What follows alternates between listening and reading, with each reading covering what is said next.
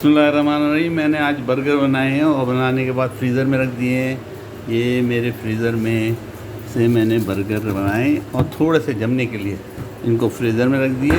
ये आज नए स्टाइल के बर्गर हैं और ये कच्चे कीमे के नहीं हैं, ये पके हुए कीमे के बर्गर हैं। और ये मैंने ये बना तल के रखे हुए और ये देखिए ये मैं तल रहा हूँ।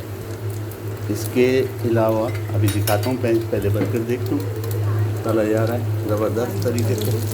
इसका कलर देख लूँ, इसको पलट के देखिए। ये मेरे बर्गर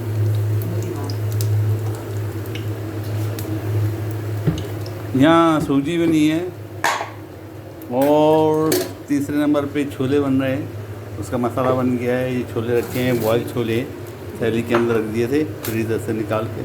इसको मिक्स करेंगे, इस तरह छोले बन जाएंगे। सूजी ज़बरदस्त है, शक्ल बहुत अच्छी आई है, खाने में टेस्टी है।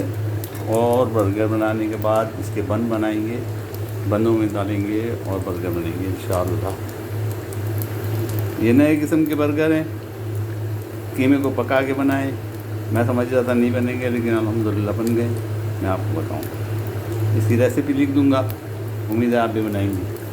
बर्गरों की कच्चे ये और पकने के बाद ये और निकालने के बाद ये और पेपर के नीचे भी बर्गर रखे हुए, क्योंकि ऑयल अगर इसमें हो तो वो चूस ले।